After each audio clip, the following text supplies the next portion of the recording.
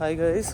So সকাল সকাল আজকে আবার চলে আসলাম একটা নতুন জায়গাতে। সো এটা হচ্ছে সরসংখ্যা দিঘি, যেটা অ্যাকচুয়ালি তৈরি করেছিলেন রাজা শশাঙ্ক।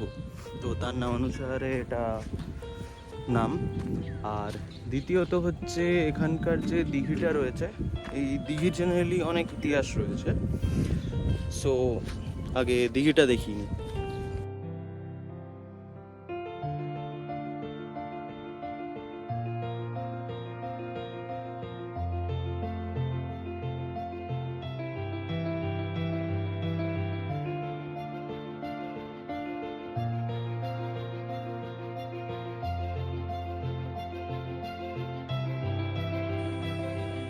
তো যে দিঘিটা এতক্ষণ দেখাচ্ছিলাম, তো এই দিঘিটার ঠিক মাঝ বরাবর যেখানটায় দেখতে পাচ্ছেন, সো এই যে দিঘির মাঝ বরাবর কিছুদিন আগে একটা মন্দিরের চূড়া দেখা যায়, যেটা জলের নিচ থেকে। সো অনেক চেষ্টা করা হয় যে নিচে কতটা অব্দি গভীর আছে কি না আছে, মন্দিরটা কত দূর বিস্তৃত। তো কিছু মেশিন নিয়ে আসা হয় যাতে খনন কার্যের জন্য, বাট কোনো লাভ হয়নি। তার কারণ হচ্ছে সেই মন্দিরের নিচ থেকে সুড়ঙ্গ রয়েছে, এবং যেটা কানেক্টেড রয়েছে দাঁতনে আরেকটা পুকুরের সাথে বা আরেকটা দিঘির সাথে।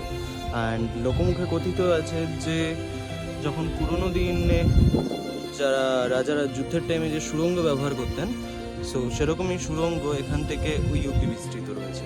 তো যার জন্য এটার আর কোনোদিনও সংস্কার করা যায়নি, বা অনেক চেষ্টা করেও এটা করা যায়নি। তো ওই জন্যে সেটাকে স্থগিত রাখা রয়েছে।